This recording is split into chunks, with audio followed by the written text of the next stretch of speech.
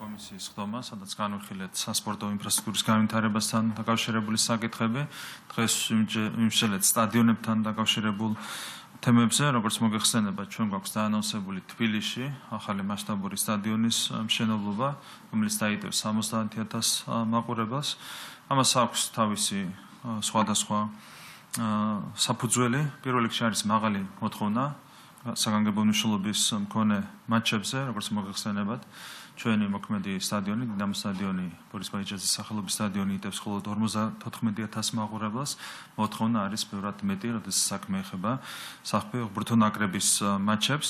ამ მოთხოვნის გათვალისწინებით, რა თქმა უნდა, მიზანშეწონილია ახალი, უფრო მასშტაბური სტადიონის არსებობა ჩვენს დედაქალაქში. გარდა ამისა, ეს იქნება ერთგვარი საიმიჯო პროექტი, რომელიც, რა თქმა უნდა, ძალიან დადებითად აისახება ჩვენი ქვეყნის საერთაშორისო ასე ვთქვათ, იმიჯზე, იქნება რეზონანსული პროექტი. ჩვენი ერთ-ერთი ამბიციური ამოცანა გახლავთ ჩემპიონთა ლიგის ფინალის მასპინძლობა ახალ სტადიონზე, ესეც იქნება საიმიჯო კუთხით, რა თქმა უნდა, ძალიან მნიშვნელოვანი მოვლენა. ეს სტადიონი კიდევ ერთხელ მინდა შეგახსენოთ, განკუთვნილი იქნება როგორც საფეხბურთო მატჩებისთვის, ისევე სარაგბო მატჩებისთვის. ასევე აქ იქნება უზრუნველყოფილი ახალი საკონცერტო ინფრასტრუქტურა, ამ კუთხითაც მოქმედი ინფრასტრუქტურა არის პრობლემური. ჩვენ ახალ სტადიონზე გვექნება იმის შესაძლებლობა, რომ უმაღლესი დონის კონცერტებს უმასპინძლოთ ჩვენს დედაქალაქში. შესაბამისად, იმზიდველობა ჩვენი ქვეყნის ტურისტული თვალსაზრისითაც გაიზრდება ამ ახალი ინფრასტრუქტურის მშენებლობის შედეგად. ეს იქნება მულტიფუნქციური ინფრასტრუქტურა და გარდა სასპორტო დატვირთვისა და ასე ვთქვათ, საკონცერტო დატვირთვისა, აქ იქნება უზრუნველყოფილი საკონვენციო ცენტრის არსებობა. დღეს არ აქვს ქვეყანას ეგრეთ წოდებული საგამოფენო საკონვენციო ცენტრი, სადაც ასეთი ტიპის მაღალი რანგის ღონისძიებებს შეიძლება უმასპინძლოს ჩვენმა ქვეყანამ, ჩვენმა დედაქალაქმა საკონვენციო ცენტრის ფუნქციასაც შეითავსებს ახალი სტადიონი. და რა თქმა უნდა, ახალი სტადიონის მშენებლობა ხელშეუწყობს საკლუბო ფეხბურთში, ასევე რაგბიში ინვესტიციების მოზიდვას. ბევრი თვალსაზრისით არის მნიშვნელოვანი ეს პროექტი. ჩვენ გარდა ამისა, თბილისის სტადიონის გარდა ვიმსჯელეთ ასევე რეგიონულ ინფრასტრუქტურაზე. განვიხილეთ შესაბამისი პროექტები. 40-ზე მეტ ლოკაციაზე არის დაგეგმილი ინფრასტრუქტურის გაუმჯობესება. გამომდინარე იქიდან, რომ ქართულ სპორტს აქვს დღეს უპრეცედენტო წარმატება სხვადასხვა სფეროში, სხვადასხვა მიმართულებით, მოთხოვნაც არის ბავშვებში გაზრდილი, ამას ამ ეტაპზე არსებული ინფრასტრუქტურა ვერ პასუხობს, შესაბამისად ჩვენ გვჭირდება ინფრასტრუქტურის განვითარება მთელი ქვეყნის მასშტაბით რეგიონებში. იმისათვის, რომ ამ მოთხოვნას უპასუხოთ, გარდა ამისა, არაერთ ქალაქში, სადაც არის ტრადიციები, როგორც ფეხბურთის მიმართულებით, ასევე რაგბის მიმართულებით, არის ინტერესი აშენდეს ახალი სტადიონები, მოხდეს არსებული სტადიონების რეაბილიტაცია, ახალი მინდვრები იყოს უზრუნველყოფილი, როგორც ბავშვთა ფეხბურთისთვის და რაგბისთვის, ასევე ზოგადად სპორტის განსავითარებლად. ამ მიმართულებითაც დღეს ვიმსჯელეთ კონკრეტულ გეგმაზე და უახლოეს მომავალში ეს გეგმა წარდგენილი იქნება საზოგადოების წინაშე. განვიხილეთ ვადები, განვიხილეთ მიმდინარე სამუშაოები, რაც განსაკუთრებით უკავშირდება თბილისის სტადიონის მშენებლობას.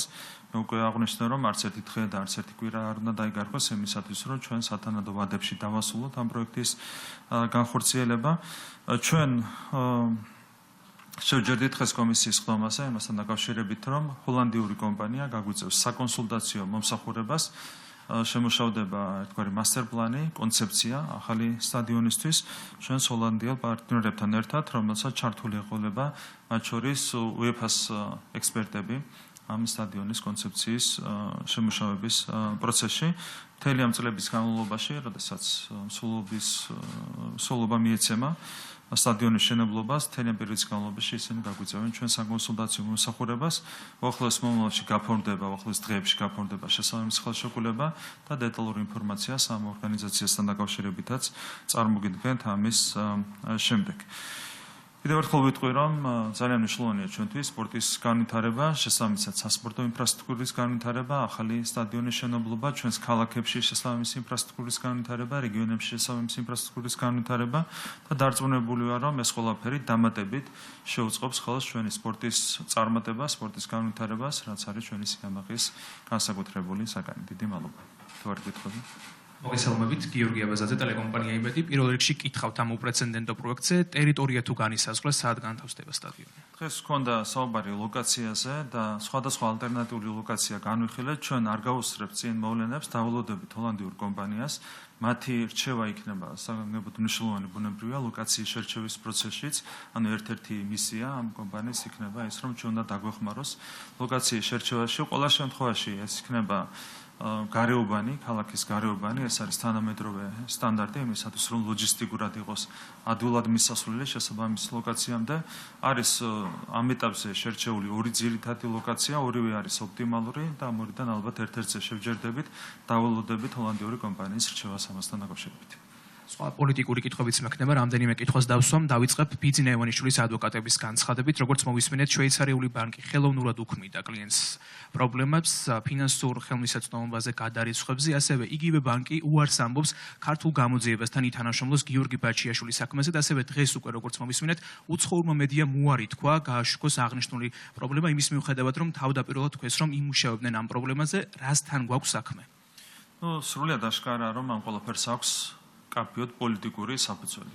თქვენ იცით, რომ ბატონ ბიძინა ივანიშვილის ანგარიშის ძარცვა დაიწყო 2008 წელს, მას შემდეგ რაც ბიძინა ივანიშვილმა უარი თქვა ყოველგვარ კომუნიკაციაზე მიხაილ სააკაშვილთან და რაც შეეხება ახალი ეტაპის პრობლემებს, ეს პრობლემები შეიქმნა უკრაინაში ომის დაწყების შემდეგ, როდესაც საქართველოს მიმართ წამოვიდა კონკრეტული მოთხოვნა, რაზეც ჩვენ არ დავეთანხმეთ შესაბამის სუბიექტებს და ამასთან დაკავშირებით წარმოექმნა პრობლემები ბატონ ბიძინა ივანიშვილსაც, როდესაც გაიყინა თანხები მის ანგარიშზე შვეიცარიულ ბანკში.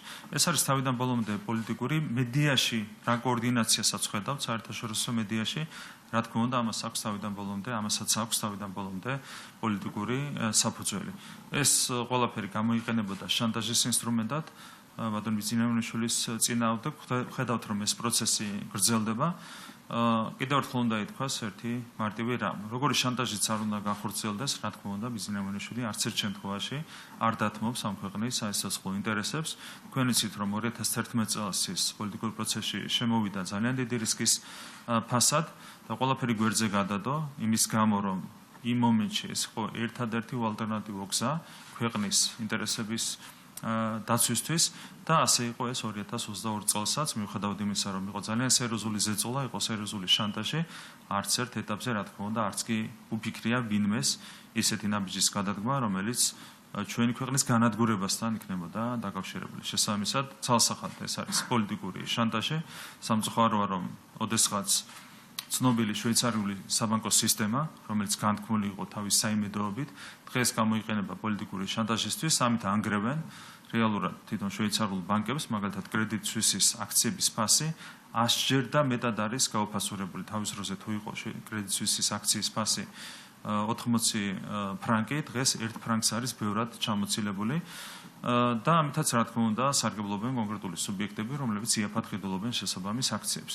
ეს არის თავიდან ბოლომდე პოლიტიკური კოორდინაციის შედეგი, იყო კონკრეტული ძალიან მძიმე მანკიერი ინტერესი ჩვენი ქვეყნის მიმართ, რაც ითვალისწინებდა ჩვენი ქვეყნის რეალურად განადგურებას, მეორე ფრონტის გახსნას და სწორედ ამას უკავშირდება ეს პოლიტიკური ინტერესები, რის გამოც ხდება შვეიცარიული ბანკების უკვე გამოყენება ბატონ ბიძინა ივანიშვილის წინააღმდეგ.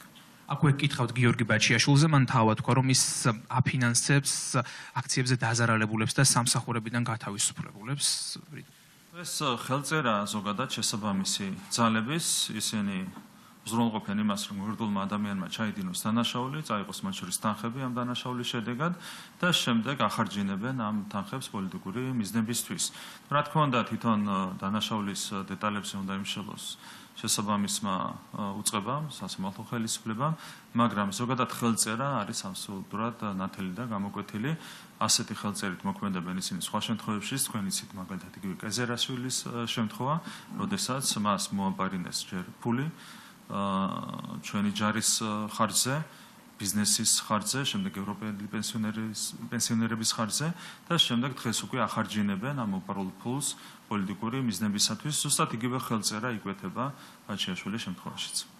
გითხავთ ასევე დონალდ ტრამპის გადაწყვეტილებაზე 90 დღით შეიზღუდა ამერიკული ფულის გაცემა, მათ შორის არასამთავრობოებზე. თქვენ ქართული ოცნების ლიდერები ხშირად საუბრობდით, რომ არამიზნობრივად იხარჯებოდა მათ შორის საქართველოში ამერიკული ფული. როგორ ფიქრობთ, რას შეცვლის ტრამპის ეს გადაწყვეტილება და სად მოდიოდა ეს ფული, როგორ იხარჯებოდა, იყო თუ არა გამჭვირვალე მაგალითად საქართველოში? ჩვენ მივესალმებით ამ გადაწყვეტილებას. ჩვენ საუბრობდით მთელი ამ პერიოდის განმავლობაში, განსაკუთრებით მას შემდეგ, რაც დავაინიციირეთ გამჭვირვალობის შესახებ კანონი, იმაზე, რომ არა მარტო არამიზნობრივად იხარჯებოდა გარკვეული თანხები, რომლებიც შემოედინებოდა ჩვენს ქვეყანაში, ქვეყნის გარედან, არამედ აქ საუბარი იყო პირდაპირ ხშირ შემთხვევაში რევოლუციური პროცესების დაფინანსებაზე. ხო, რაც ხელის გულზე დევს. რეალურად თქვენ ნახეთ, რომ 4 წლის განმავლობაში, 3 წლის განმავლობაში უბრალოდ ჩვენს ქვეყანაში იყო რევოლუციის ორგანიზების 4 მცდელობა, 4 ჩავარდნილი მცდელობა და 4-ვე შემთხვევაში იკვეთებოდა უცხოური დაფინანსება, მათ შორის ამერიკული დაფინანსება.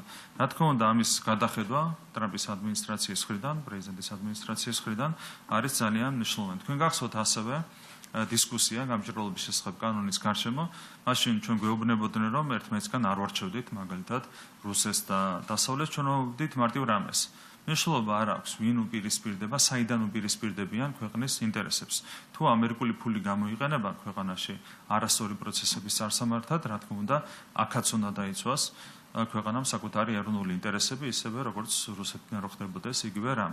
არავითარი განსხვავება არ არის, ქვეყანას აქვს სუვერენიტეტი და სუვერენიტეტი უნდა იყოს ყველასთან მიმართებით დაცული. და ეს ძალიან კარგად წარმოაჩინა რეალურად პრეზიდენტ ტრამპის შესაბამისმა გადაწყვეტილებამ გამოჩნდა პირდაპირ რომ თანხები, ამერიკული თანხები ხშირ შემთხვევაში გამოიყენებოდა არასწორი პროცესების დასაფინანსებლად, კონკრეტული ქვეყნების სუვერენიტეტის შესარყევად, რასაც ჩვენ ვამბობდით და რასაც გვაკრიტიკებდნენ, რომ ჩვენ ერთ სიბრტყეზე ვაყენებდით მაგალითად რუსეთს და ამერიკას და შემდეგ, ამ ჩვენი მსვლელობის სისწორე დაადასტურა პრეზიდენტ ტრამპის ადმინისტრაციის გადაწყვეტილებამ და პირადად პრეზიდენტის გადაწყვეტილებამ. თქვენ ახსენეთ რევოლუციური პროცესები და მაშინ კითხავთ რობერტ ფიცოს განცხადებაზე. სლოვაკეთის ტერიტორიაზე არის ექსპერტთა ჯგუფი, რომელიც მონაწილეობდა საქართველოს მოვლენებში, ასევე უკრაინის მაიდანში და ამზადებს გადატრიალებას სლოვაკეთში. შევაფასოთ. ეს არის აბსოლუტურად ლოგიკური, ასე ვიტყოდე, მე დეტალები რა თქმა უნდა არ ვიცი ამასთან დაკავშირებით, მაგრამ ეს არის აბსოლუტურად ლოგიკური, აბსოლუტურად ერთი ხელიდან არის კოორდინირებული ასეთი ტიპის პროცესები სხვადასხვა ქვეყანაში. მე ხშირად ციტირებდი ხოლმე რობერტ ფიცოს, პრემიერის, სლოვაკეთის პრემიერის კონკრეტულ ვიდეო მიმართვას, აცუთიან ვიდეო მიმართვას, სადაც ის აღწერს სლოვაკეთში მიმდინარე პროცესებს, მათ შორის ლიბერალური ფაშიზმის განვრცობას სლოვაკეთის ტერიტორიაზე, რასაც ის აღწერს თავის აცუთიან მიმართვაში, არის აბსოლუტურად იდენტური იმისა, რაც ხდება საქართველოში. შესაბამისად, ასეთი პირდაპირ კოორდინაცია არათუ ვერ გამოირიცხება, არამედ არის აბსოლუტურად ლოგიკური. შესაბამისად, მე ვერ შევიდანდი, რა თქმა უნდა, სლოვაკეთის პრემიერის ამ განცხადებაში. ასევე კითხავთ, ოპოზიციისა და მესამე სექტორის ნაწილი რამდენიმე დღეა ვერ პასუხობს კითხვას, რამდენი სქესი არსებობს, რას ნიშნავს თქვენი შეფასებით ეს? მე დარწმუნებული ვარ, რომ მათ ძალიან უნდათ ამ კითხვაზე პასუხის გაცემა, მაგრამ იციან, რომ მათი პატრონები სწორ პასუხს ძალიან უარყოფითად შეაფასებენ. ხო, უმარტივესი კითხვაა, ხო? არსებობს ორი სქესი, მარტივი პასუხი შეიძლება გასცე. ერთი სული აქვს დარწმუნებული ვარ, მათ გასცენ ამ ყველაფერს ორი პასუხი, იმიტომ რომ საქართველოს მოსახლეობისთვის 95%-ზე მეტისთვის, თუ არა კიდევ უფრო ბევრად მეტისთვის, არის აბსოლუტურად მიუღებელი ორი სქესის არსებობის ეჭქვეშ დაყენება. მე დარწმუნებული ვარ ამის გამო, მათ ერთი სული აქვთ გასცენ სათანადო პასუხი ამ შეკითხვას, მაგრამ ვერ ბედავენ, იმიტომ რომ ეშინიათ საკუთარი პატრონების. აქედანაც ჩანს, რომ აბსოლუტურად ეს ადამიანები თავიდან ბოლომდე იმართებიან გარედან, მათ საერთოდ არ აინტერესებთ ქართული ხალხის განწყობა, ქართული ხალხის ინტერესები, ერთადერთი ვისი განწყობა და ინტერესებიც აინტერესებთ, ეს არის მათი უცხოელი პატრონები. სხვა ახსნა ამ კითხვაზე პასუხის გაცემისგან თავის შეკავებას უბრალოდ არ აქვს. გამარჯობა, ლევან ფანცხავა, რუსთავიორი, ბატონო ირაკლი, მე მინდა კითხო თქვენი საუბრეთ საფეხბურთო სტადიონთან დაკავშირებით, მე გკითხავთ, ასევე დაანონსებულია ახალი აეროპორტის აშენება, სად აშენდება, რატომ მიიღეთ ეს გადაწყვეტილება, რამდენად შეუწყობს ეს ხელს ტურიზმის მეტად განვითარებას და თუ არის დაწყებული უკვე მოსამზადებელი სამუშაოები და აქვე გკითხავთ ეკონომიკის მიმართულებითაც, ჩვენ ხედავთ ოფიციალურ მონაცემებს გაზრდილ სტატისტიკას ტურიზმის მიმართულებით, ალბათ ეს აეროპორტიც ერთგვარად შეუწყობს ამას ხელს.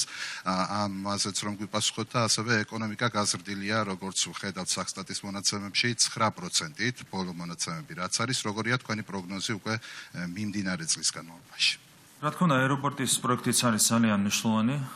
დღევანდელი აეროპორტის, თბილისის აეროპორტის რესურსი არის 4 მილიონი მგზავრი წელიწადში. ანუ 4 მილიონი მგზავრზე მეტის მასმენებლობა არსებულ აეროპორტს არ შეუძლია. მაშინ, როდესაც გვაქვს ჩვენ ზარდი დინამიკა ტურიზმის სფეროში, ვიზიტორების სფეროში, და მას უნდა უპასუხოს, რა თქმა უნდა, ახალმა ინფრასტრუქტურამ და სწორედ ამ მიზანს ემსახურება ახალი აეროპორტის შენებლობა. სამუშაოები აქაც არის დაწყებული, რაც შეეხება ლოკაციას ვაზიანის ტერიტორიაზე განიხილება ახალი აეროპორტის მშენებლობა და აქტიური სამუშაოები წარიმართება იმისათვის, რომ პარტნიორებთან დაიდოს ხელშეკრულება ახალი აეროპორტის განსავითარებლად. ეს სამუშაოები ძალიან სწრაფ ტემპში წარიმართება. 2029 წლისთვის არის, როგორც მოგეხსენებათ, დაგეგმილი პროექტის პირველი ფაზის დასრულება, რის შემდეგაც უკვე განხორციელდება პროექტის მეორე ფაზა. საბოლოო ჯამში ჩვენ ნაბიჯ-ნაბიჯ გავყვებით იმ დინამიკას, რაც არის პროგნოზირებული ვიზიტორების გაზრდის თვალსაზრისით. ახალი აეროპორტის შენებლობის შემდეგ 18 მილიონამდე გაიზრდება აეროპორტის რესურსი, წლის განმავლობაში 18 მილიონ ვიზიტორს უმასპინძლებს ახალი აეროპორტი. შესაბამისად, ესეც არის მასშტაბური პროექტი, რომელიც ემსახურება არა მარტო თბილისის განვითარებას, არამედ მთლიანად ჩვენი ქვეყნის განვითარებას და ჩვენი ეკონომიკური პოტენციალის მაქსიმალურად ათვისებას. ეკონომიკა იზრდება, ჩვენ ძალიან დადებითი მაჩვენებლით დავასრულეთ. გასული წელი 9%-იანი ეკონომიკური ზრდა ჰქონდა წლის განმავლობაში და რა თქმა უნდა, იმედი გვაქვს, რომ მინიმუმ გავიმეორებთ იგივე შედეგს მომავალ წელსაც. შარშანდელი მაჩვენებელი იყო შარშანწინდელზე უფრო მაღალი, როგორც მოგეხსენებათ 2023 წელს ჩვენმა ეკონომიკურმა ზრდამ შეადგინა 7.8% და შარშანწინდელს გადააჭარბა შარშანდელმა მაჩვენებელმა. გვინდა რომ წლევანდელი მაჩვენებელი იყოს კიდევ უფრო მეტად მაღალი, რისი ყველანაირი პერსპექტივაც არსებობს. იანვრის თვე არის საკმაოდ აქტიური ეკონომიკური თვალსაზრისით და კიდევ უფრო გავააქტიურებთ პროცესებს, რა თქმა უნდა, წლის განმავლობაში. შესაბამისად, აბსოლუტურად რეალურია ის, რომ 9%-ს გადააჭარბოს წლევანდელმა ზრდის მაჩვენებელმა. წინასწარი საბიუჯეტო საპროგნოზო მაჩვენებელი არის 6%, თუმცა თქვენ იცით, რომ ყოველთვის სერიოზულად ვაჭარბებდით ხოლმე სერიოზულ მაჩვენებელს, მათ შორის წინასწარ მაჩვენებელს, მათ შორის სავალუტო ფონდის წინასწარ მაჩვენებელს. შესაბამისად, 9%-ზე უფრო მაღალი ზრდა არის რეალური მაჩვენებელი. დანარჩენი, რა თქმა უნდა, ბევრ რამეზე იქნება დამოკიდებული რეგიონულ პროცესებზეც, თუმცა კიდევ ერთხელ ვიტყვი, რომ 9%-ზე უფრო მაღალი ზრდა 2025 წელს ეს არის აბსოლუტურად რეალური. მოგესალმებით, საზოგადოებრივი მაუწყებელი თათია ტაბიშაძე. მოკლედ დავსვამ ამ შეკითხვას ამერიკასთან ურთიერთობების გადატვირთვის ნაწილში, როგორ და როდის გესახებათ ეს? ჩვენ, რა თქმა უნდა, ვართ ძალიან დაინტერესებული, რომ მოხდეს ურთიერთობების გადატვირთვა და უფრო მეტი, ჩვენ განვაცხადეთ, რომ გვინდა სუფთა ფურცლიდან განმაახლოთ სტრატეგიული პარტნიორობა ამერიკის შეერთებულ შტატებთან და უფრო მეტიც გვინდა ეს გავაკეთოთ კონკრეტული გზამკვლევით. დაახლოებით ისეთივე გზამკვლევით, როგორც არის შედგენილი ევროკავშირის საქართველოს ურთიერთობებისთვის, როგორც არის ასოცირების დღის ეს რიგი. მზად ვართ, რომ კონკრეტული გზამკვლევით, კონკრეტული ინდიკატორებით, კონკრეტული სამიზნე მაჩვენებლებით განვაახლოთ სტრატეგიული პარტნიორობა ამერიკის შეერთებულ შტატებთან. ჩვენ ვართ მოხარული, რომ გვაქვს ღირებულებითი თანხვედრა ახალი პრეზიდენტის ადმინისტრაციასთან. ბევრი რამ იქნება დამოკიდებული იმაზე, თუ რამდენად შეძლებს პრეზიდენტ ტრამპის ადმინისტრაცია Deep State-ის სრულად დამარცხებას ამერიკის შეერთებულ შტატებში. ჩვენ ვართ ზოგადად ოპტიმისტურად განწყობილი და კიდევ ერთხელ გვაქვს სრული მზაობა იმისათვის, რომ გადაიტვირთოს ქართულ-ამერიკული ურთიერთობები. და ასევე მინდა გკითხოთ ევროპულ ნაწილთან დაკავშირებით ისმის კვლავ კრიტიკა სანქციების დაწესებასთან დაკავშირებით ამ ხრივ უახლესი განცხადება გააკეთა ესტონეთის პარლამენტმა და შემიძლია ციტატა ამოვიკითხო, შეიზღუდოს კომუნიკაცია არალეგიტიმურ მთავრობასთან და მოუწოდებენ ისინი ევროკომისიას და ევროკავშირის წევრებს, რომ დააწესონ ინდივიდების მიმართ სანქციები. როგორ აპირებთ ახლა უკვე ევროპული მიმართულებით ურთიერთობების დარეგულირებას? იმ პირობებში, როდესაც Deep State-ზე არის წნეხი ამერიკის შეერთებულ შტატებში, Deep State არის კიდევ უფრო მეტად გააქტიურებული ევროპაში. თქვენ იცით, რომ განსაკუთრებით ბალტიისპირეთის ქვეყნებში არის Deep State-ის გავლენა ძალიან სერიოზული, ეს აისახება რა თქმა უნდა ესტონეთსაც. ჩვენ ესტონეთთან ვრჩებით სამხრივი მეგობრობის რეჟიმში, ეს არის ერთ-ერთი რაც შემიძლია გითხრათ, რა თქმა უნდა ასეთი განცხადებები არის მიუღებელი, ეს არის ცალსახად ანტიქართული განცხადება, რაც გამოხატავს უპატივცემულობას ქართველი ხალხის ნების მიმართ, თუმცა ჩვენ ვრჩებით ცალმხრივი მეგობრობის რეჟიმში ესტონეთთან გამომდინარე ისტორიული მეგობრობიდან, რომელიც არის ჩამოყალიბებული ქართულ და ესტონურ ხალხებს შორის. და ბიზნესის ცალკეული წარმომადგენლები საუბრობენ, რომ რთული ეკონომიკური პროცესები გველის ლარის გაუფასურებაზე აკეთებენ აქცენტს, რა მოლოდინები უნდა ჰქონდეს ამ კუთხით საზოგადოებას. ესენი არიან რადიკალური ოპოზიციის ხარდამჭერები, ისინი ასე ლაპარაკობენ უკვე წლებია. 2020 წლიდან მოყოლებული განსაკუთრებით ისინი საუბრობენ ასეთ ტონალობაში, მუდმივად საუბრობენ რისკებზე, პრობლემურ განვითარებაზე, საბოლოო ჯამში ძაღლიღებდა, ქარავანი მიდიოდა და თქვენ ხედავთ, რომ ამ განცხადებების ფონზე ჩვენ შევძელით და ჩვენი ქვეყნის ეკონომიკა 4 წელიწადში გავზარდეთ 40 მილიარდი ლარით. მაშინაც ეს რადიკალური ოპოზიციის ხარდამჭერები, მათ შორის ხარდამჭერი ბიზნესმენები მოასწავებდნენ ათასუბედურებას ჩვენი ქვეყნისთვის, თუმცა საბედნიეროდ, ჩვენი ქვეყნისთვის საბედნიეროდ რადიკალების პროგნოზები არასოდეს მართლდებოდა, ჩვენი ქვეყანა განაგრძობდა ეკონომიკურ განვითარებას, 40 მილიარდი ლარით გავზარდეთ ჩვენი ეკონომიკა 4 წელიწადში და ჩვენი მიზანი შემდეგი 4 წლისთვის არის ასევე 40 მილიარდი ლარით ქვეყნის ეკონომიკის გაზრდა 2028 წლის ბოლოსთვის ჩვენი ეკონომიკა უნდა იყოს მინიმუმ 130 მილიარდი ლარი. როგორც არ უნდა საუბრობდნენ ეს ადამიანები, ჩვენ განვაგრძობთ რა თქმა უნდა ზრუნვას ჩვენი ქვეყნის განვითარებას. გამარჯობა, გიგაბენია BMG. ბატონო ირაკლი, პირველ რიგში სტადიონთან დაკავშირებით მინდა გკითხოთ, მაინტერესებს ბიუჯეტი თუ არის დათვლილი, რამდენი დაიხარჯება, როდიდან აპირებთ რომ დაიწყოთ პროცესები და ასევე საინტერესოა თქვენ ახსენეთ ორი ადგილი, სადაც შეიძლება აშენდეს სტადიონი. აქამდე იყო საუბარი, რომ შეიძლება ეს აეროპორტთან ახლოსაც აშენებულიყო, ბაზიანის აეროპორტს გულისხმობ, რომელიც უნდა აშენდეს. თუ შეგიძლიათ გითხრათ, რომელი ადგილები არის ამ დროისთვის გათვალისწინებული და ბიუჯეტი რამდენი იქნება უკეთესად? რაც შეხება მიმართულებები დაახლოებით შემიძლია გითხრათ, ეს არის აეროპორტის მიმართულება, ეს არის რუსთავის მიმართულება. ამ ორი მიმართულებით მიდის მსჯელობა, ლოკაციებს ვერ დაიკონკრეტებთ. მას შემდეგ, რაც უკვე ჰოლანდიურ კომპანიასთან ერთად შეირჩევა კონკრეტული ლოკაცია, შეგვიძლია რა თქმა უნდა დავაზუსტოთ საზოგადოების წინაშე ეს ინფორმაცია. რაც შეხება ვადებს, პირველ რიგში არის კონცეფცია მოსამზადებელი, არქიტექტურული პროექტია შემდეგ მოსამზადებელი. ჩვენ ვარაუდობთ მომავალი წლის aprilში, 2026 წლის aprilში მშენებლობის დაწყებას. უშუალოდ მშენებლობა, ფიქრობთ რომ დაიწყება მომავალი წლის aprilში, ეს არის აბსოლუტურად რეალური. შესაბამისად 2028 წლის ბოლომდე მშენებლობის დასრულებაც არის აბსოლუტურად რეალური. დანარჩენი დაზუსტდება ბიუჯეტს რაც შეეხება. ბიუჯეტიც დაზუსტდება, რა თქმა უნდა ჩვენ გვაქვს წინასწარი გათვლები, მაგრამ მირჩევნია დავაზუსტოთ ბიუჯეტი და ამის შემდეგ მოგასწრეთ კონკრეტულ ინფორმაციას. რაც შეეხება ეკონომიკურ ზრდაზე ისაუბრეთ, თქვენ თქვით რომ 9%-ზე მაღალი იქნება წელს ეკონომიკური ზრდა. მაგალითად ლევან დავითაშვილმა ორშაბათს თქვა, რომ საბაზისო სცენარით 6%-იან ზრდას ელიან, ხოლო თუ პროცესები გაგრძელდა ნეგატიური მიმართულებით და დღეს ქვეყანაში არც თუ ისე კარგი მდგომარეობა გვაქვს, მაშინ 3% შეიძლება იყოს ეკონომიკური ზრდაო. რეალურად, როდესაც კერძო სექტორის დიდი ნაწილი ამბობს, რომ აი თქვენ ასევე თქვით, რომ ეკონომიკური აქტივობა იანვარში არის მაღალი, მაგრამ კერძო სექტორის დიდ ნაწილში ამბობენ, რომ მაგალითად ტურიზმის მიმართულებით მათ არ ყავთ დამსვენებლები, ჯავშნები არ არის, რესტორნებში მომხმარებლები არ ყავთ, მათ შორის გარკვეული ნაწილი მაგალითად თბილისში, როგორც ისინი ამბობენ, რესტორნებისა დაიხურა.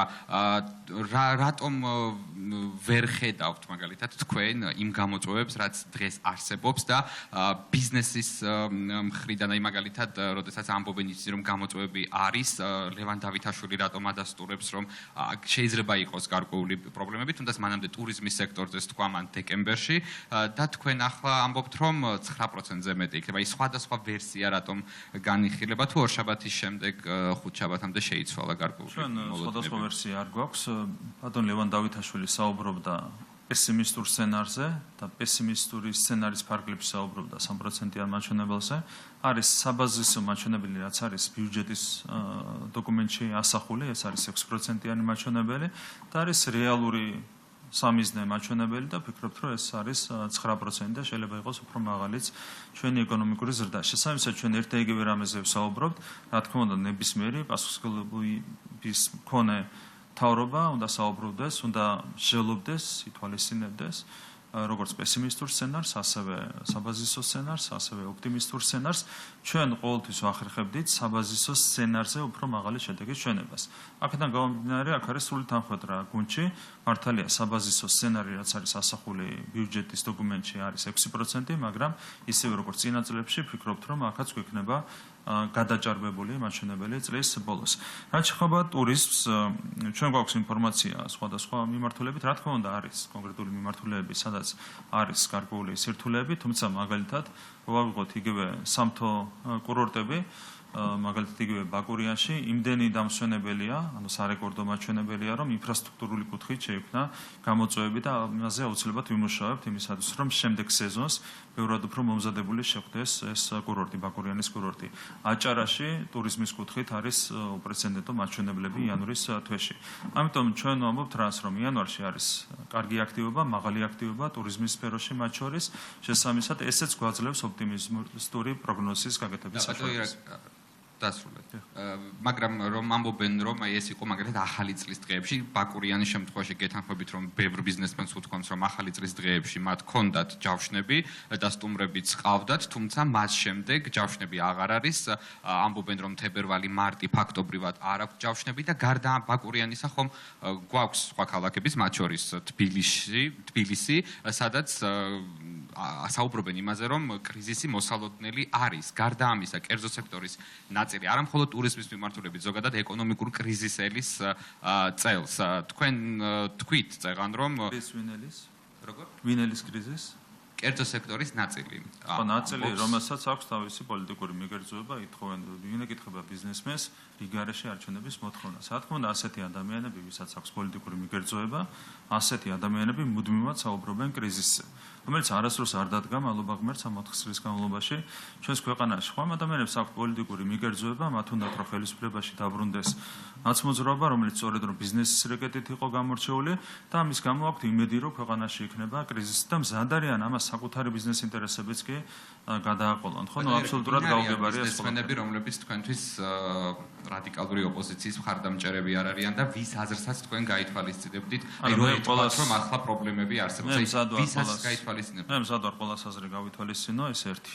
როგორც ყველა არის ჩვენი მოქალაქე და მithumetes ბიზნესის ინტერესები უნდა იყოს ზოგადად დაცული, მაგრამ არიან ბიზნესმენები, რომლებიც ხელს აწერენ პოლიტიკურ აქტებს, მათ შორის ითხოვენ რიგარეშე არჩევნების შეტარებას, რითაც ადასტურებენ, რომ მათ სურთ ხელისუფლებაში დაბრუნდეს ის ძალა, რომელიც გამოირჩეოდა სწორედ ბიზნესის რეგეტით. ევროკავშირში ინტეგრაცია და არ სურთ რუსული მომავალი. არა, მათ სურთ ბიზნესის რეგეტიორების ხელისუფლებაში დაბრუნება. ხო, მათ სურთ, მე გეტყვით, როცა ხელს აწერენ პეტიციას რიგარეშე არჩევნებთან დაკავშირებით, ამით შენ ადასტურებ, რომ გინდა ხელისუფლებაში დაბრუნდეს ვინ?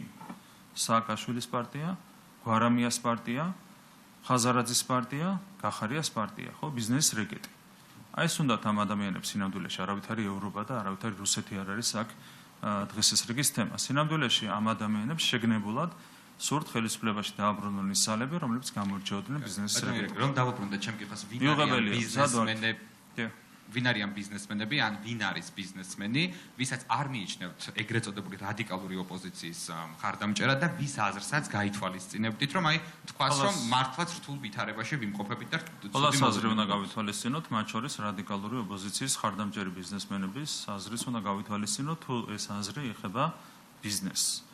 თუ ეხება ბიზნესს, მათი აზრი გავითვალისწინებთ. თუ ითხოვენ რიგარეშე არჩევნებს და ნაცების დაბრუნებას, ანუ ბიზნეს რეგეტის დაბრუნებას, მაშინ ამას ვერ გავითვალისწინებთ, მაგრამ სადაც ისინი საუბრობენ ობიექტურად ბიზნესის ინტერესებთან დაკავშირებით, რა თქმა უნდა, მათი საუბარიც უნდა გავითვალისწინოთ.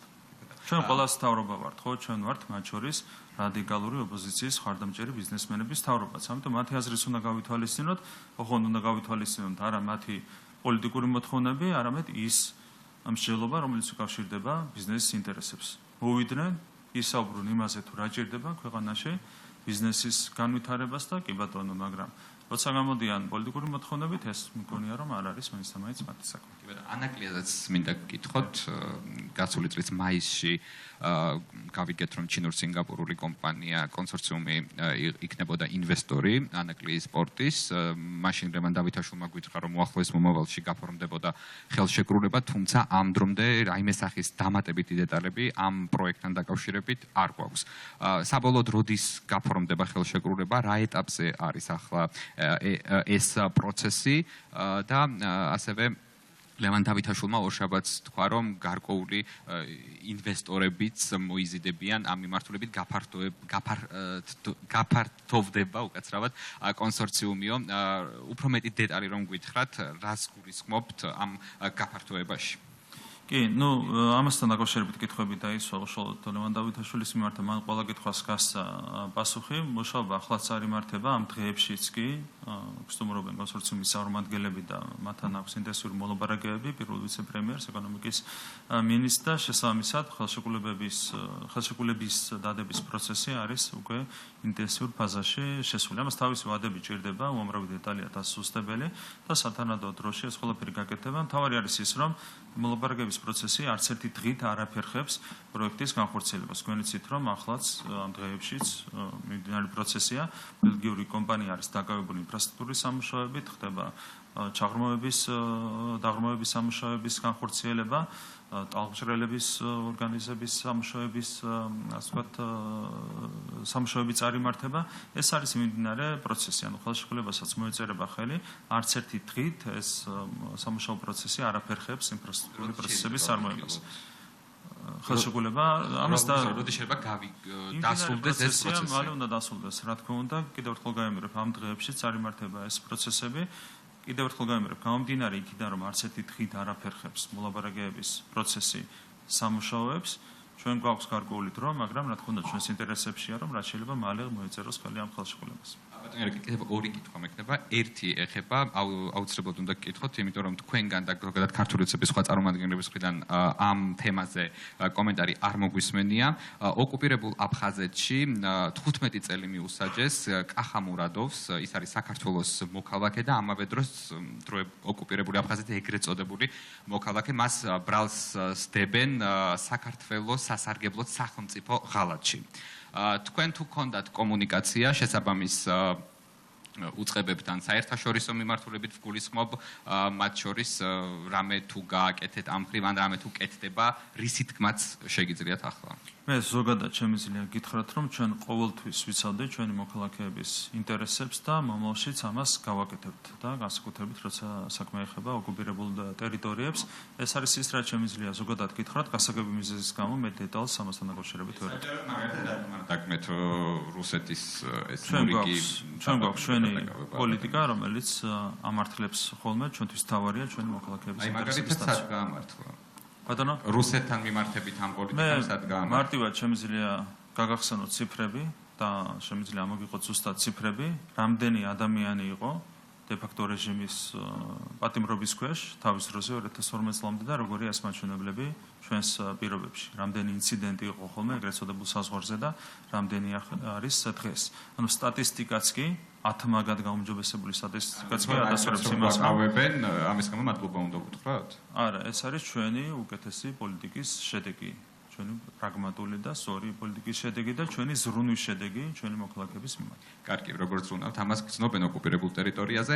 ასევე მინდა გკითხოთ 20 იანვარს ჟურნალისტი ხართ და გითხვებს თუ შეფასებებს აკეთებთ. მე ხანდახან გითხვებს გისვავთ ხოლმე და მეუბნებით, რომ ჟურნალისტის საქმე არ არის პასუხის გაცემა და ხა შეფასებას რატო აკეთებთ თუ ჟურნალისტი ხართ? გრძნობენ მეთქი, ანუ არაფერი შეფასება არ გამიგეთ. გრძნობენ ოკუპირებულ ტერიტორიაზე, როგორ იცავთ მათ? თქვენ შეფასება გააკეთეთ, თქვენი საქმე არის კითხვების დასმა და პასუხების მოსმენა და სხვა შემთხვევაში მეც დაგისვათ ხა კითხვას, რამდენი სქესი არსებობს და დარწმუნებული ვარ, რომ არ გაცემთ ამ კითხვას პასუხს. ხო არა გაქვთ. ყველამ ვიცით რამდენი სქესი არსებობს, მაგრამ ამაზე არ საუბრობთ. ბატონო ირაკი, დონალდ ტრამპს თუ დაურიგეთ და მიულოცეთ. რამდენია? დონალდ ტრამპს თუ დაურიგეთ. არა, არ გინდათ ხო პასუხის გაცემა. არ იცით რამდენი სქესი არსებობს. მე ვიცი კაცო თქვი დღეს რამდენი სქესი. რატომ მეკითხებით? არა, თქვენ არა, ბიოლოგიის გაკვეთილზე ვართ? არა, თქვენ ადასტურებთ, რომ რას ვადასტურებ? ორი სქესი რომ არსებობს. არ ვიცი, სხვა სქესი არ გამიგია, ქალი და კაცი. კი, გენდერიც ორია, ხო? გენდერი თქვენ სქესისა და გენდერის განსხვავება მე არა, მე არ ვასხოვებ სქესს და გენდერს. მე არ ვასხოვებ სქესს და გენდერს ერთმანეთისგან. დონალდ ტრამპს დაურეკეთ. არ ქონია სატელეფონო საუბარი, ჩვენ იულოცეთ, როგორც სოციქსელების მეშვეობით, ასევე ოფიციალური წერილი დონალდ ტრამპს პრეზიდენტობა ჩვენ კიდევ გაიმერებთ ჩვენს ინტერესებშია ურთიერთობების გადატვირთვა და რა თქმა უნდა ველოდებით შემხდარ ნაბიჯებს ამასთან დაკავშირებით ამის დროც ვფიქრობ რომ მოვა. და როგორ აპირებთ? აი თქვენ ყოველთვის ამბობთ რომ დაველოდოთ 20 იანვარს და ვპირდებოდით რომ 20 იანვრის შემდეგ რაღაცა ყველაფერი შეიცვლებოდა, მაგრამ ჯერჯერობით ვერაფერს ვხედავთ და როდიდან შეიძლება შეიცვალოს და იმ შემთხვევაში თქვენ თქვით რომ დღეს კიდევ ერთხელაც გაიმეორეთ რომ ეგრეთ წოდებულ deep states თუ დაამარცხებს ტრამპი, თქვენ ამაში მხარს უჭერთ და ასე შემდეგ, მაგრამ თუ ვერ დაამარცხა ტრამპმა deep state-ი ანუ ამერიკის შეერთებულ შტატებში და საქართველოს შორის ურთიერთობა სტრატეგიული პარტნიორობა ვერ აღდგება, არ გენდობებათ ურთიერთობა? არა, მაგაზე არ არის საუბარი. უბრალოდ deep state-ი თუ ვერ დაამარცხდა, ეს იქნება პრობლემა, არა მარტო ქართულ-ამერიკული ურთიერთობებისთვის, არამედ ეს იქნება პრობლემა მთელი მსოფლიოსთვის. ეს არის ერთადერთი. ჩვენ რა თქმა უნდა დაინტერესებული ვართ, რომ ახალ ეტაპზე გადავიყვანოთ ქართულ-ამერიკული ურთიერთობები. deep state-ზე იქნება რა თქმა უნდა ეს ბევრად დამოკიდებული deep state-ის დამარცხებაზე. ვიქონიოთ ოპტიმისტური მოლოდინები. ეს არის რაც მე გითხრათ. პრობლემა იქნება არა მარტო საქართველოსთვის და ქართულ-ამერიკული ურთიერთობებისთვის, არამედ მთელი მსოფლიოსთვის, იმიტომ რომ ჩვენ ვიცით რომ deep state-ი არის დაკავებული მსოფლიოს მასშტაბით ომების გაჩაღებით და უამრავი პრობლემა შეუქმნა არაერთ ქვეყანას, ხო? რა მდგომარეობამდე მიიყვანეს უკრაინა, ხედავთ თქვენ. ხო? ან სხვა ქვეყნები აღარ მინდა ყველა ჩამოთვალო. რა თქმა უნდა, მსოფლიოსთვის იქნება მთლიანად პრობლემა, deep state-ის ვერ დამარცხება, არა მარტო საქართველოს. ჩვენ დავიტოვოთ, კი, deep state-ის პოლიტიკა მიიყვანა აქამდე, ამ მდგომარეობამდე, უკრაინა და საქართველოს მიმართაც ჰქონდა deep state-ს უკრაინიზაციის პირდაპირ ინტერესი და ამასთან დაკავშირებით უამრავი ინფორმაცია გვაქვს ჩვენ გავრცელებული. ხო, პირდაპირ ინტერესი არსებობს. რუსეთმა განახორციელა სამხედრო აგრესია უკრაინაში, მაგრამ კითხვა არ გაქვთ, რატომ არ მოხდა იგივე საქართველოში. იმიტომ რომ ჩვენ არ ავყვევით deep state-ის სცენარს. ხვდებით რაზეც არის საუბარი. ჩვენ რა სცენარი იყო და ომის სცენარი იყო. პირველი ფრონტის სცენარი იყო უკრაინაში, მეორე ფრონტის სცენარი იყო საქართველოში. არ არის ეს ლოგიკა. არა.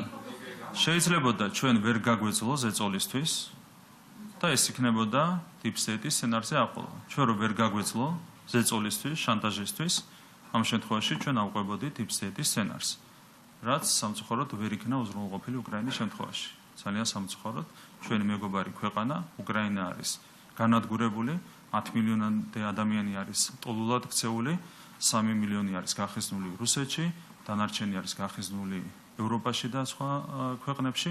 ინფრასტრუქტურა არის განადგურებული, ელექტროენერგიის გენერაციის ნახევარზე მეტი არის დაკარგული და განადგურებული. დაღუპულებზე აღარაფერს ვამბობ. 100,000-ობით ადამიანი არის დაღუპული, გენოფონდი გაუნადგურეს უკრაინას. ეს არის ზუსტად იმის შედეგი, რომ უკრაინაში ვერ გაუძლეს deep state-ის ზეწოლას, რასაც გაუძელით ჩვენ, ხო, ზეწოლას და შანტაჟს.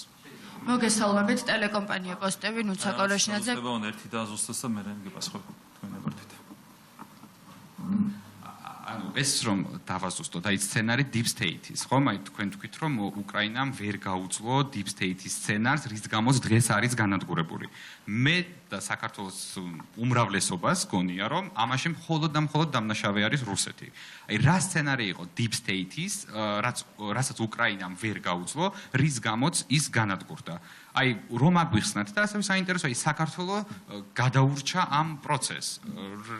რა სცენარი იყო საქართველოს მიმართ deep state-ის მხრიდან და ვინ არიან ეს ადამიანები, ვინც ითხოვენ საქართველოს განადგურებას? ნახეთ, რაღაც მოხდა უკრაინაში და იგივე არ მოხდა საქართველოში. ეს კითხვები თქვენ უნდა დაუსვათ საკუთარ თავს. მე ხედავთ რომ განსაკუთრებულად სიღრმეებში ვერ შევალ. იმიტომ რომ ყველა კარტი რო გავხსნა, ამ შემთხვევაში შეიძლება რაღაც ხიდები დაიწვას ვიღაცეებთან. ამიტომ ყველა კარტს ვერ ხსნით. თქვენ დაუსვით თქვენ თავს ეს კითხვა.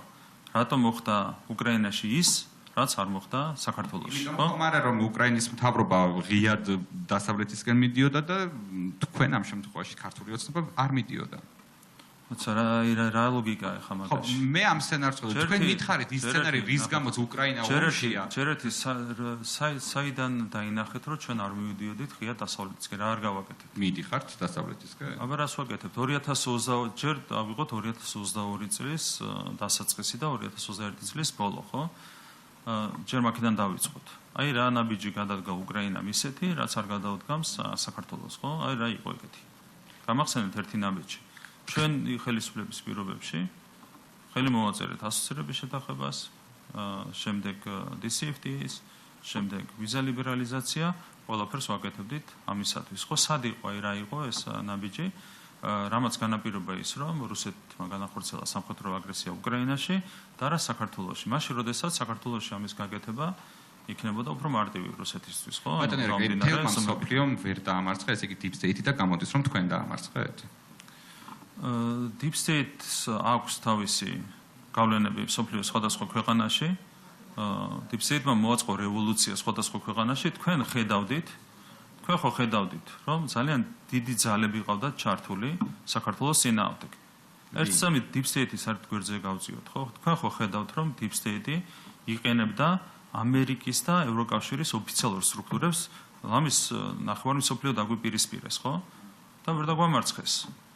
ხო ეგრე იყო რეალურად, მაგრამ თქვენ ამტკიცებთ იმას, რომ საქართველოს უპირისპირდება ამერიკა და ევროკავშირი და ჩვენ გიმტკიცებთ იმას, რომ ამერიკა და ევროკავშირი კი არ გვიპირისპირდება. მე არ ვამტკიცებ თქვენ რასაც ამბობთ იმას. Deep State-ი. არა, თქვენ ხო ამტკიცებთ, რომ არა. უნდა მივცე მიკროფონი, მაგრამ მაინც ვერ მითხარით უკრაინამ რა გააკეთა ისეთი, რის გამოც ომი დაიწყო იქ და რის გამოც განადგურდა თქვენი თქმით ეს ქვეყანა. ანუ უბრალოდ რა გააკეთა უკრაინამ, რაც არ გააკეთა საქართველოს. თქვენ თვითონ რომ Deep State-ის სცენარი ვერ აიცილა ამ ქვეყანამ და რა გააკეთა? ჩვენ რას გთხოვდა ოპოზიცია ხო გახსოვთ? ბატონო, ოპოზიცია არ მაინტერესებს, გეკითხებთ რა გააკეთა უკრაინამ? ხო და რა არ გავაკეთეთ ჩვენ მაგას გეტყვით. და შესაბამისად გადავთარგმნოთ უკრაინას. ჩვენ გთხოვდა ინტენსიურ მილიტარიზაციას, ანუ გამოხატულ ინტენსიურ მილიტარიზაციას. ოპოზიცია ჩვენ გთხოვდა აგრესიულ რიტორიკას, უხეშ რიტორიკას. აი ეს იყო რასაც ითხოვდნენ ჩვენგან. ამას რო არ ვაკეთებდით, გვეძახდნენ პრორუსულ ხელისუფლებას. და იგივე საკეთებდა სამწუხაროდ უკრაინის ხელისუფლება. ეს იყო იგივე აგრესიული უხეში რიტორიკა, ყოველად უსარგებლო უხეში და აგრესიული რიტორიკა. ეს იყო უხეში დამოკიდებულება მისკის შეთანხმების მიმართ, ხო? გახსოვთ როგორ წარიმართა ეს პროცესები. ეს იყო ინტენსიური მილიტარიზაცია და ასე შემდეგ. ანუ რუსეთი გააღიზიანა უკრაინამ? იყო პროცესები, რამაც საბოლოო ჯამში მდგომარეობა მიიყვანა რუსეთის სამხედრო აგრესიამდე უკრაინაში და ჩვენ ავიცილეთ ეს ყველაფერი თავიდან საქართველოში. რომ გავიგო, უკრაინის თავრობის ხისტმა პოლიტიკამ და დამოკიდებულებამ მიიყვანა რუსეთი იქამდე, რომ ომი დაიწყო უკრაინაში. ნაბიჯ ყველაფერი მიდიოდა ამ ომამდე. ყველაფერი მიდიოდა ამ ომამდე და ჩვენ რაღაცებს არ ვაკეთებდით, რასაც ითხოვდა რადიკალური ოპოზიცია და რასაც ითხოვდნენ მათი პატრონები, ამიტომ არ მოხდა საქართველოში ის, რაც მოხდა უკრაინაში. ანუ უკრაინის თავრობის ბრალი ყოფილა თქვენი თქმით. ეგ არის თქვენი ლოგიკური დასკვნა. თქვენ ასე თქვით, ეს აგრესიული პოლიტიკა და ნაბიჯ რაც ხდებოდა. ლოგიკა არის მეცნიერება და თქვენი ლოგიკური დასკვნა არ გამომდინარეობს წანამძღვრებიდან, რაზეც მე ვისაუბრებ. IQ მაქვს დავყავი. ანუ ეს არის ამას ეწოდება შეცდომა წანამძღვრებში. კი, IQ-ის პრობლემაა, რა თქმა უნდა, როდესაც არასწორი დასკვნა გამოგაქვს იმ წანამძღვრებით, რომელიც არ გაძლევს ამ დასკვნის გამოტანის საშუალებას, ხო? ხო ხვდებით რაზეა საუბარი? ხო ხვდებით, როცა უკრაინის ბრალია ომი რო ამბობთ, ეს არა, მე არ მithქვამს. უკრაინამ ვერ აიცილა თავიდან ეს სხვა დასკვნაა. უკრაინამ თავიდან ვერ აიცილა ის, რის თავიდან აცილება შეიძლებოდა.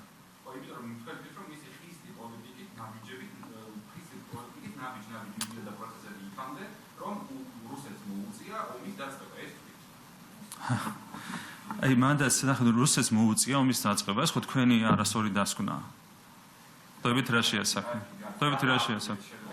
ხვდებით რა შეასაქმე და თქვენ თავარ კითხვას არ გაიცით პასუხი. რატომ არ მოხდა საქართველოში ის, რაც მოხდა უკრაინაში? არა, ხო, მე გავიცი პასუხი, რომ ჩვენი პოლიტიკის შედეგი იყო ის, ჩვენი პრაგმატულის არა, თავის დახრა რა შუაში. თავი სად დაუხარეთ? არა, სად დაუხარეთ თავი რუსეთს? ერთი ფაქტი მითხარით, სად დაუხარეთ თავი რუსეთს? 600-ზე მეტი, ერთი წამით. 600-ზე მეტ რეზოლუციას და აქტს შეუერთით, რომელიც გმობდა რუსეთის სამხედრო აგრესიას უკრაინაში და რომელიც ხარს უჭერდა უკრაინის სუვერენიტეტს და ტერიტორიულ მთლიანობას. სად დაუხარეთ თავი რუსეთს? და ოპოზიცია სხვა რამეს ითხოვდა, იმას კი არ ითხოვდა, რომ თავი არ დაგვეხარა. ითხოვდა თავით შესულას ომში. აი ეს არის, რასაც ითხოვდა თქვენი ოპოზიცია. ბატონო რეგლი შტატების საკითხს გავაგრძელებ, უკვე ცნობილია ტრამპის ადმინისტრაციის ახალი საგარეო პოლიტიკა, მათ შორის მოვისმინეთ განცხადება, რომ ყველა სახელმწიფომ წინ უნდა წაწიოს ეროვნული ინტერესები, როგორი არის თქვენი შეფასება? რა თქმა უნდა, ეს არის ის, რაზეც ამდენი ხანია ვსაუბრობთ ჩვენ. თავარი არის ნებისმიერი სახელმწიფოს ეროვნული ინტერესები და მე ძალიან დადებითად შემიძლია გამოვხმარო იმას, რომ ამ ეტაპზე უკვე განცხადების დონეზე განსაკუთრებულ პატივისცემას გამოხატავენ ახალი ადმინისტრაციის წარმომადგენლები სხვადასხვა ქვეყნის სუვერენიტეტის მიმართ. ეს არის, რა თქმა უნდა, ძალიან მისასალმებელი. თუ ამ განწყობას დაეფუძნება ქართულ-ამერიკული ურთიერთობები, ეს ურთიერთობები აუცილებლად თვისებრივად გადაიტვირთება. მოგესალმებით ბატონო ირაკლი, რატი ჯიჯანაია, აჭარის საზოგადოებრივი მოუწყებელი. ბათუმში რამდენიმე დღის წინ განვითარებულ მოვლენასთან დაკავშირებით მინდა გითხოთ კონკრეტულად გიორგი გახარიაზე თავდასხმასთან დაკავშირებით. გუშინ გამოიკითხა პროკურატურაში გიორგი გახარია, ასევე ყოველდღიურად პარტია გახარია საქართველოსთვის წევრები ითხოვენ კადრების გასაჯაროებას. თქვენ რა ინფორმაციას ფლობთ და რის თქმა შეგიძლიათ ამ წუთას მედიისთვის? არც გამოძიებას უნდა კონდეს სრული წვდომა და მხარეებსაც უნდა კონდეთ, რა თქმა უნდა, სრული წვდომა იმ მასალებზე, რაც დაკავშირებულია შესაბამის ინციდენტთან, ეს არის რაც შემიძლია გითხრათ. რაც შეეხება ინციდენტს, თქვენ ნახეთ, როგორ წარიმართა ეს ინციდენტი, ხო? იყო სიტყვიერი შელაპარაკება თავიდან, რასაც მოყვა ძალადობრივი აქტი გახარიას მხრიდან, რომელმაც ჭიქა ესროლა და ყავა შეასხა ქართული ოცნების პოლიტიკური საბჭოს წევრს და საქართველოს პარლამენტის წევრს სახელმწიფო პოლიტიკურ თანამდებობის პირს. ხო, ანუ აგრესიის აქტის განხორციელება, ფიზიკური აგრესიის წამოწყება მოხდა სწორედ გახარიას მხრიდან. ამას მოყვა შემდეგ გაგრძელება, რა თქმა უნდა, ყველა დეტალი უნდა იყოს შესწავლილი, მაგრამ ერთი რამ შემიძლია თქვა გახარიასთან მიმართებით. როცა ხარ ნაცი, შენ გეკისრება თმენის ვალდებულება. როცა მოდის შენთან ადამიანი და გეუბნება მარტივ რამეს, მარტივ ჭეშმარიტებას, რომ შენ ხარ ნაცი, ხო? შენ ხარ ჯაშუში. ეს რაღაცას როცა გეუბნებიან და როცა ხარ მართლა ნაცი და ჯაშუში, შენ გეკისრება თმენის ვალდებულება. ეს არის მარტივი რამ, რაც შემიძლია უთხრა როგორც გახარიას, ისევე სხვა ნაცებს. მადლობა. აი, ერთი კითხვა და დავასრულე. დიახ. ამერიკაში ლობისტურ კომპანიებზე რამდენს დახარჯავთ წელს და რამდენი დახარჯეთ გასულ წელს? აი, საქართველოს მთავრობა. დიახ. ეს საჯარო ინფორმაცია და ამაზე წვდომა აქვს ნებისმიერ სუბიექტს, იყო კონკრეტული ხელშეკრულება, რომელსაც ამოეწურა საკუთარი ვადა, ეს არის ინფორმაცია, რაც ამ ეტაპზე შემიძლია გაგიზიაროთ. თუ იქნება ახალი კონტრაქტები, ამასაც ინფორმაცია იქნება საჯარო. მოგეთ ნებისმიერი ინფორმაცია ამას იქნება საჯარო.